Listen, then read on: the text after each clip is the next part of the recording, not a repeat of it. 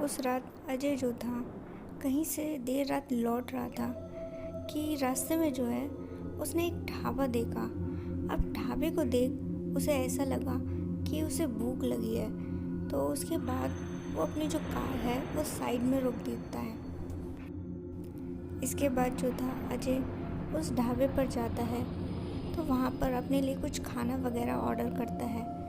तो वो जो वेटर था जब खाना लेकर आता है तो उस वेटर के चेहरे पर एक बड़ी ही अजीब सी मुस्कान थी। जो अजय था उसे कुछ समझ नहीं आया। इसके बाद जो था अजय जो खाना उसने मंगवाया था वो उसे खाने लगा कि तभी उसने उस खाने में कुछ अजीब सा देखा। ध्यान से देखा तो पता चला कि उसके अंदर मांस है।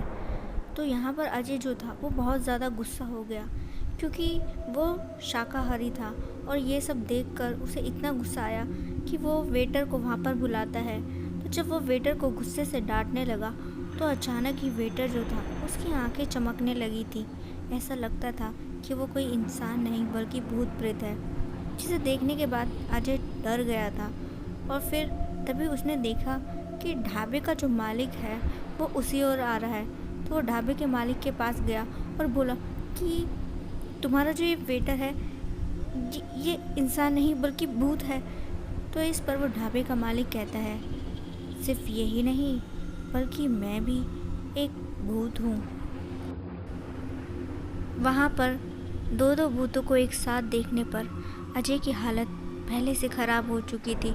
उसे समझ नहीं आ रहा था कि अब वो क्या करे, कि तभी उसे याद आया कि पास ही में उसकी गाड़ी है। तो ऐसा करके वो तुरंत ही अपनी गाड़ी की ओर जैसे ही भागने लगा तो वो जो ढाबे वाला था उसके भूत ने अजय का हाथ पकड़ लिया। अजय काफ़ी ज़्यादा डर गया था, लेकिन किसी तरह खुद को छुड़वाकर वो अपनी कार में बैठा और उस रास्ते से निकल गया। वहीं अगले दिन जब उसने अपने दोस्तों को ये सब बात बताई तो सब उसकी बातों पर हंसने लगे।